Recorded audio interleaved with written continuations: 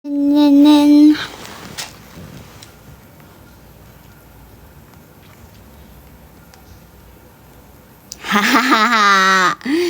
cute.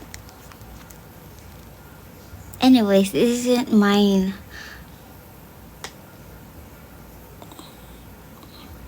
Kamukha ni Little Prince si Peter Pan.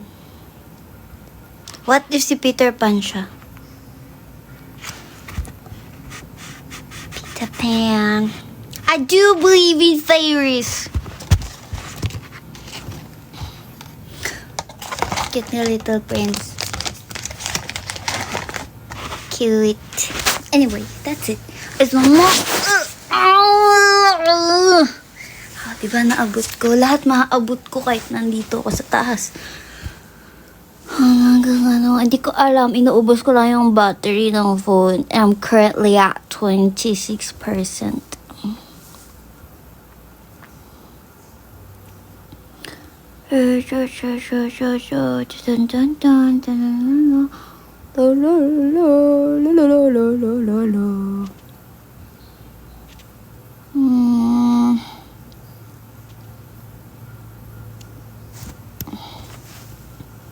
I'm trying to hear. Tapos, di ba may mga nag-event ng mga Little Prince kineme, yung mga exhibit. As every time na magkakaroon ng exhibit, nagkakaroon kami ng ganap. I'm like, o kaya minsan pupunta ako, pero ayoko kasi pumunta mag-isa. Mabilis nga ako maligaw. Ligawin nga ako eh. Anyways, but ano, like, laging may ganap. Tapos, ayoko pumunta mag-isa. Tapos wala akong kilalang may gusto kay Little Prince. So I'm like, naingit ako sa mga nakakapunta sa ganun.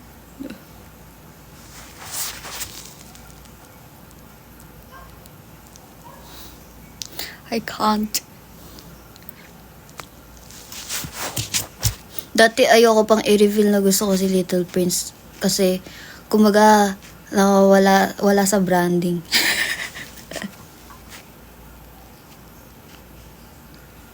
Ayun na daw nasa mukha mo. Yes. Pangarap ko kasi maging espasol, guys. Bakit? Walang pakialamanan ng pangarap sa buhay. Gusto ko maging espasol eh.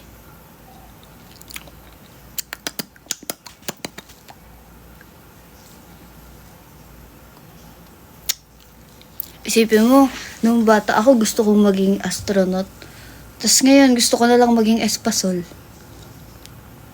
O mochi. Gusto ko na lang maging mochi.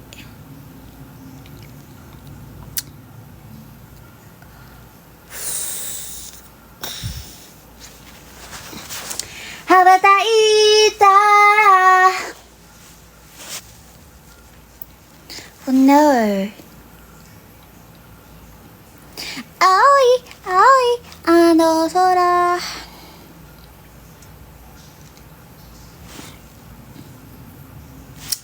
Come on, no.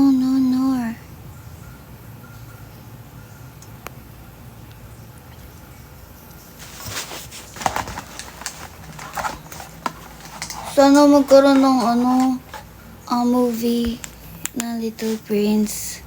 Like, live action. Tapos kailangan cute yung guy ha. Hindi ako manood pag di ko trip yung guy. Naghanap lang pala ng crush. Naghanap lang pala ng crush. Please! Oh, sana may cute na guy na mag-cosplay na Little Prince. Yung, para lang may ano sa image ko. Magkaroon ako ng crush. Na like humihinga. Sana makakita ako ng cute na guy. Tapos pagko-cosplayin ka siya ng Little Prince. Dami mo ng crush. Shh! Ang crush ay sindami ng stars. Okay, hindi yan binibilang. Ang stars ba binibilang nyo? O hindi. Ganun ako magka-crush. Hindi yan binibilang. Paano kung hindi cute? Edi hindi. Kailangan cute. There's so many fish in the sea. Many fish in the sea. Alam nyo kung ano sa sea ngayon? Trash. Marami din ganun. So, mag-ingat kayo sa mga kinukuha nyo sa sea, okay?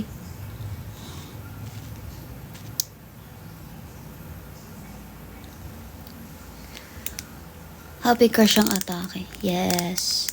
Pag di ka na happy, huwag mo na i-crush. Ganun na magka-crush all at once. Tapos wala na, di ko na sila crush. Pag nagka-crush ako ganun. Crush ko siya na! Tapos pag di ako pinansin, di ko na pala siya crush. Di ako pinapansin. Ang bilis makamove on. Di ko na pala crush, di ako pinansin. Papansin na nga ako eh. Obvious ko na nga eh. Hindi ko na crush yun, di ako pinapansin. Respeto, napansin kita oh. Kapag pinansin ka. Di kapag pinansin ako, di nagpapansinan na kami. Oh. Hanap ulit bago crush. Yes.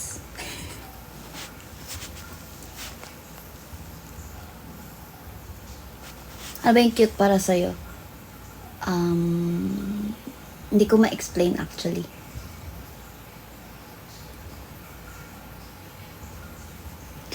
Hindi ko ma-explain paano yung cute. Minsan bigla ko na lang nakikita, tapos ang cute. Pero normally kapag nakikita ko na, like, kunyari feeling maangas yung nilalang, tapos nakikita mo na ano. Paano ba? Paano ko ba explain? Di ako marunong mag-explain. Ito na naman tayo sa mag-explain. Dapat kamukha mo para cute. Kumbaga na, oo nga no, cute naman ako. Dapat...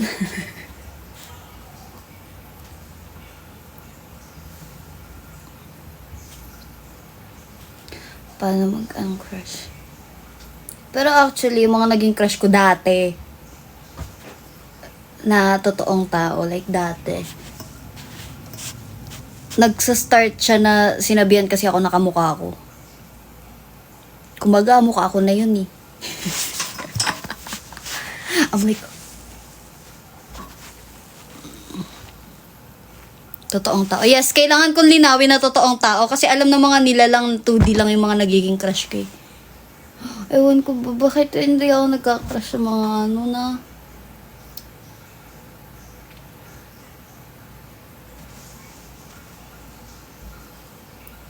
Ano ba po crush sino? Madami! Si Lelouch, si Hisoka, si Killua. Actually, crush ko din si Phaeton, pang Hunter x Hunter character. Si Crollo,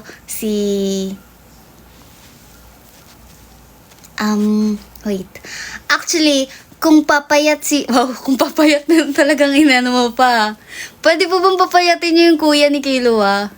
Feeling ko cute yun kapag pumayat. Bati na kayo ni Luigi. Oo, bati na kami. Bati. Sabi, kinento ko nga sa kanya, sinabi ko sa live na hindi ko siya bati. Sabi niya, di ba tayo bati? Sabi ko, ano akala mo? Di tayo bati. Akala mo bati tayo? Di tayo bati. Kasi sabi ko kay Chiz nung celebrate ako ng birthday ko, sabi ko kay FG, sabi ko, huwag mo na isali si Luigi, di ko yung bati. So niya, bakit di bati? Kung daw pinapansin niya, di ko daw bati yun. Sabi niya, pilay na nga, di mo pa bati. Yes. Anyways, ayun yung mga crush ko sa anime, paiba-iba tayo ng topic eh. si Phaeton, tapos sa Naruto si Pain, sino pa ba crush ko sa Naruto? Actually si Naruto. Pero may certain era. Tapos si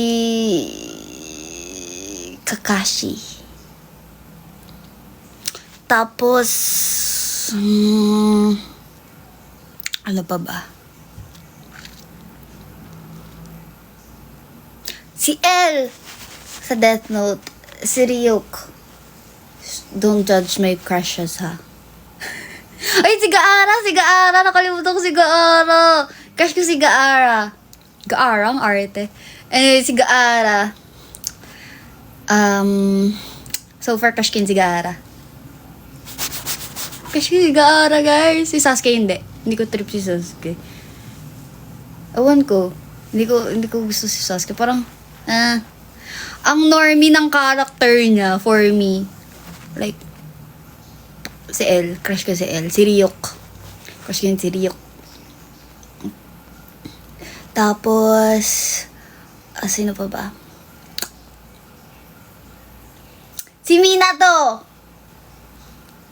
Si Gojo. Pag may nakikita ko nagko-cosplay,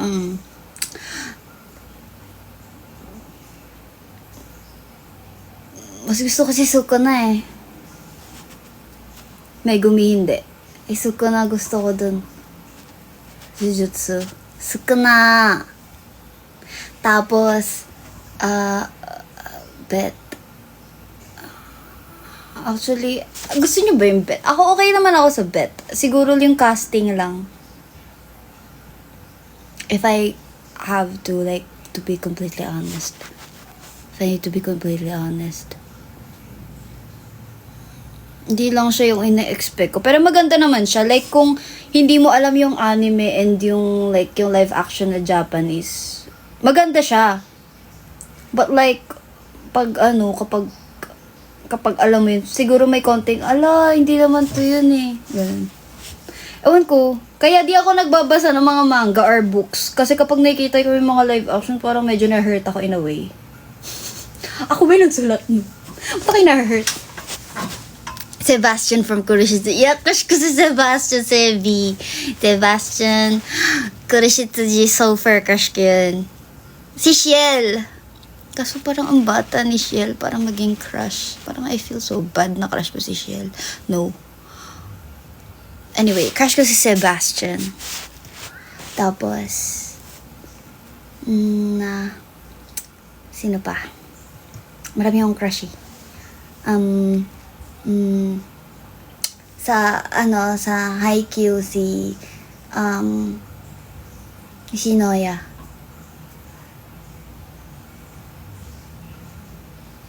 Tsaka si nakakalimutan ko yung mga pangalan nila. Sa Blue Lock si Nagi. Rin. Crush na crush ko si Rin. Tsaka si Nagi. Kaya pinaka-late matulog. Depende. Minsan si Angela, minsan ako. Pero ako kasi mahaba ako matulog. Kahit late ako matulog, so far haba. Malala ako matulog. Wala lang sa oras.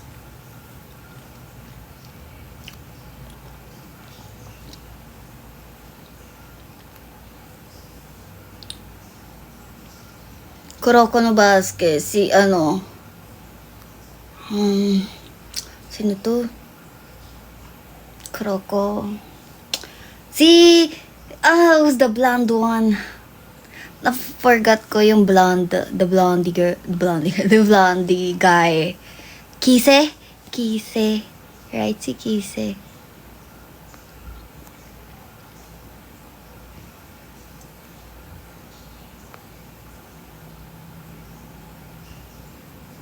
Para ba ayusin yung Deku? Hindi. Sa Boku no Hero, si Todoroki. Si Deku! Ay, hindi siya. Anong name nun? Bakugo? Tama ba? Yun! Si Bakugo. Kahit maingay siya, go.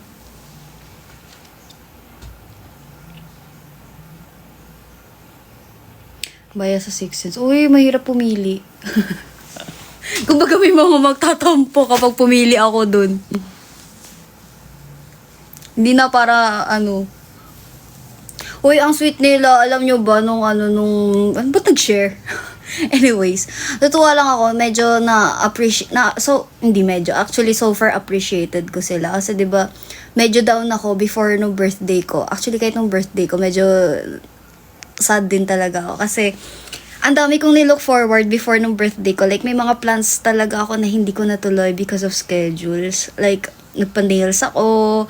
As in, I did the girly things. Bumili ako ng dress, bumili ako ng jewelries. Kasi, bala ko talaga na pumunta ng like CSE. Bala ko basta, may dapat gagawin ako for the birthday. Like, dapat may shoot ako and everything. Tapos, as in like, nakaplan ng everything. Tapos, hindi siya natuloy.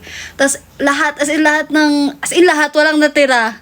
Sa lahat ng planan ko. Like, so parang, medyo down, hindi medyo, actually down talaga ako nun. Kasi lahat ng plan ko hindi talaga nasunod. And, tapos, hindi ko pa makita yung mga people na I want to celebrate my birthday with. So, parang, ano ko nun, ang tawag dito, nagpa-function lang ako. Naka-autopilot lang ako nun. Pero like, I mean, mukha naman akong okay, so, I think it's okay. Pero yun, sobrang, tapos, nung after namin, di ba like from Butuan ba yun? Butuan, yeah, galing kami Butuan nun, tapos bumalik na ako, like, after nung birthday ko, tapos nung nag-rest day kami, nag-chat sa akin si Ouija tsaka si FG na like, anong gagawin ko? Tapos sabi ko, wala. Kasi, as in, simula nung hindi natuloy yung mga plans ko, ayoko na mag-plan. Like, sabi ko, ayoko na mag-plan, di naman natutuloy. Ang plan ko ay hindi magkaroon ng plan after. Hindi na ako nag-plan after. Like, sabi ko, ayoko na mag-plan. Di naman nasusunod. And ganun ako. Kasi tinatry ko like isang tabi yung emotions ko. Di ako pwedeng malungkot. Wala akong time. So I'm like, okay.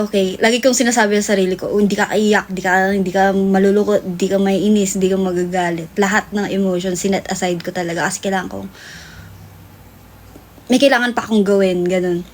Tapos, ang tawag dito, like, nagsabi si G na magluluto daw siya, ganyan.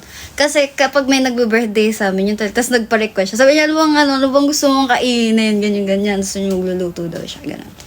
Tapos si request naman ako, ganyan. Si request, Tapos, after nun, sabi niya, daw, kita-kita kami lahat.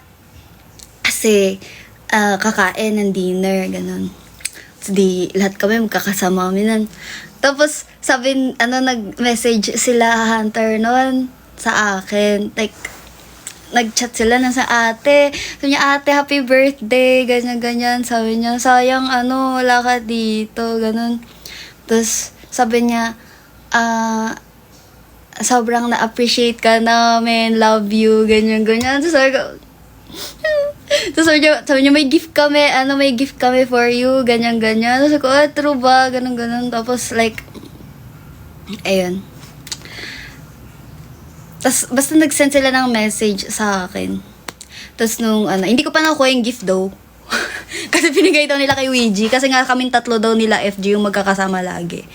Tapos, nung pagdating ko dun, sabi ko, saan na yung gift? Wala, sabi niya, binigay namin, di nila nadala. Anyways, ayun. So far, na-appreciate ko lang sila. They're so sweet and so caring and so far, na-appreciate ko sila. I love them.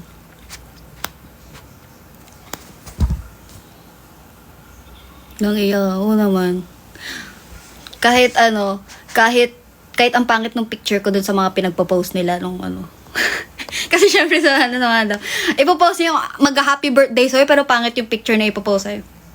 Kumbaga, naiiyak na ako kasi like, naiyak na ako sa message, tapos biglang may kita ko ganun yung itsura ko sa mga picture. Sabi ko, wow, sana pumili kayo ng mas maganda kong picture.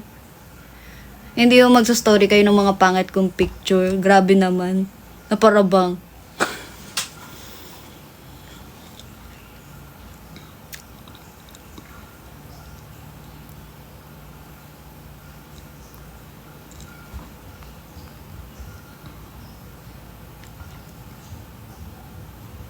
Anyway, so far, tas dalawa pa cake ko nun. So, dalawang beses nila ako kinantahan ng happy birthday nun. Binilan lang ng cake. Sabi niya, cake! Mag-wish ka muna. Mas excited pa sila. Nga lang. Appreciation muna. Appreciation. Ano to?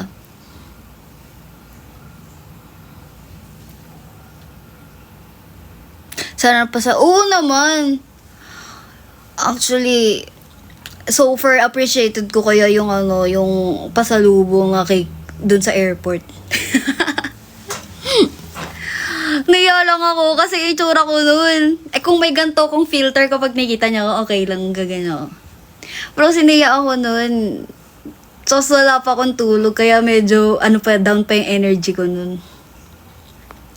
Pero so far na-appreciate ko talaga yun. Like, yung mga Zaya din na pumunta nung mga events namin na malalayo, so far na-appreciate ko kaya yun.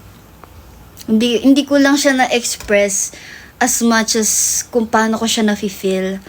Pero, appreciate ko yun.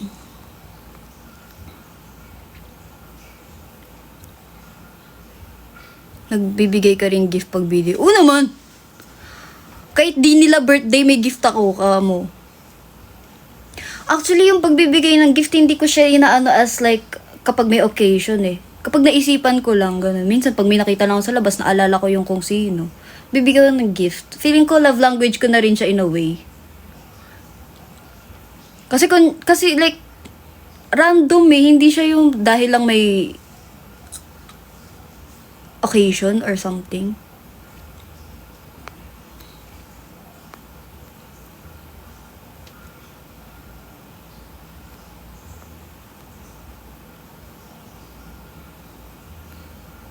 Tapos party kabahan tuwing magpo-perform sa stage. Bago ka mag-perform sa stage, kailangan mong gawin yung best mo sa practice na para bang nagpo-perform ka na sa stage. Promise, kapag ginawa mo yung best mo sa practice, kapag nandun ka na sa stage, kusang gagalaw yung katawan mo. Kahit anong mangyari sa'yo, magiging muscle memory mo yun. At hindi ka, ang tawag dito, kapag tinrust mo yung sarili mo na nagawa mo na yung best mo, kahit anong mangyari sa stage, wala kang regrets kasi ginawa mo na lahat. Magtiwala ka ng sobra sa sarili mo. Like sa hard work na ginawa mo.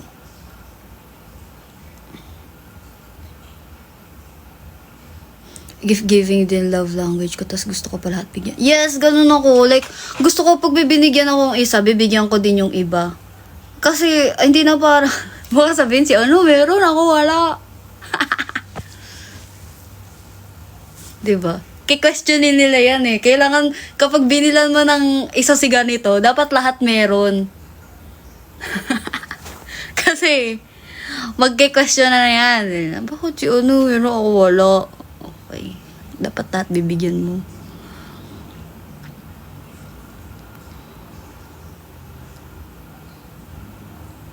Wait lang. Pero yun, paano ba? Ganun kasi, feeling ko kasi, dahil hindi ko nasasabi yung exact words, like kung paano ko na-appreciate yung people, mas talaga ako, like, kunyari magbibigay ako ng gift, sabi ko, nakikita ko kasi lagi mo yung gamit, pero di ko sasabihin na, like, important sila sa akin, like, sinasabi ko na important sila and I make sure na nafe-feel nila yun. Pero feeling ko kasi hindi enough talaga yung words ko. Hindi ko alam. Feeling ko lagi nga ako nagkukulang sa explanation. Lagi akong kulang sa words. So, lagi akong nagbibigay ng gifts. Or like, I give time talaga. I make time for people. Hindi yung papansinin ko lang sila kapag free ako. Like, I make sure talaga na sinasabi ko talaga sa kanila, kahit busy ako, kapag may kailangan ka, kailangan magsabi ka sa akin. Kasi may inis ako kapag kunyari may nangyari sa kanila, tas hindi ko alam. I don't know. Ewan ko. I think ganun lang talaga ako. Parang mas naniniwala ako na ewan ko. Parang mas nakakapag-express ako through actions. Yun na yung nun. Summary. Summary. Mas nakakapag-express ako ng feels sa actions kaysa sa words.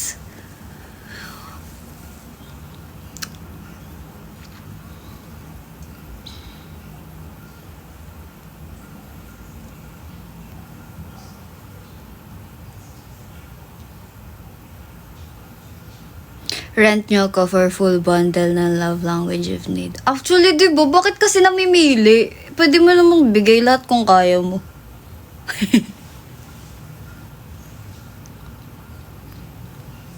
Nagbigay ka na ng gift sa crush? Oo naman. Sino bang hindi? Like, di ba kayo nabibigay ng gift sa crush nyo? Sabi sa inyo, kapag may crush ako, mapapansin. Pwede. Kapag may crush ako, kailangan alam nyo. Ano ba? Acts of service pala. Ayun, feeling ko sa mga love language, yun yung hindi ko na... Ako kasi yung alagain. Kaya ako ang princess. Sorry, ang love language ko ay physical attack. Char. Physical attack. At mag-utos. Kasi... Tsaka na-realize ko ang clingy ko sa mga nilalang na close ko. Pero ayoko nang hinahawakan ako ng ibang nilalang. Pero gusto ko ako yung hawak sa mga nilalang. Ayoko nang ako yung... Pag di kita close, huwag mo akong nilalapitan. Harte.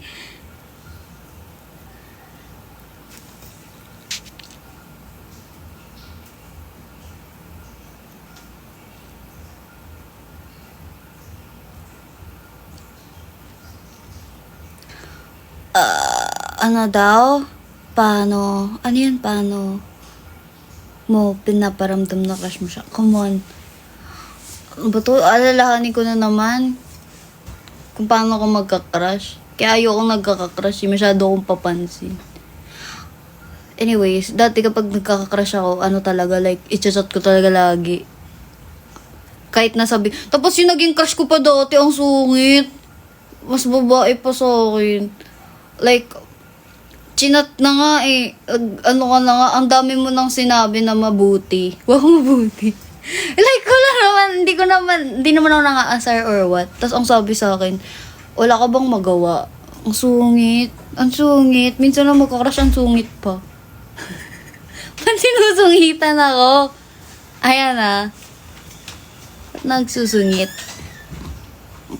Ako na nag-chat. Oo naman. Siyempre ako yung may crush. Ako pa ba yung ano?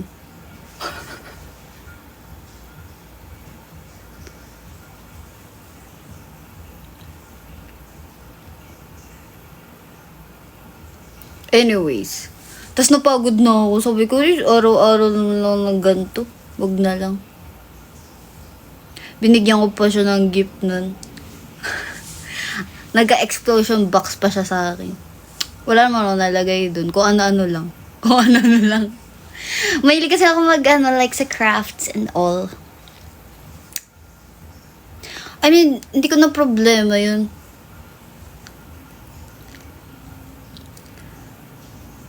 Baka di ka talaga, yes, parang gano'n na nga. Pero, wala naman akong pinagsisihan dun sa ginawa ko.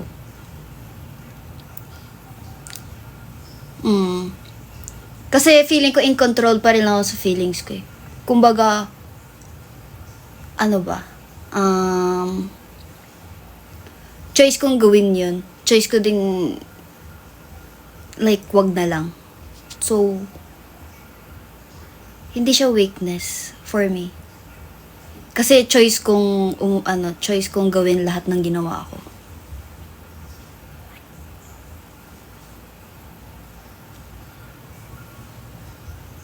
Feeling ko I'm so powerful.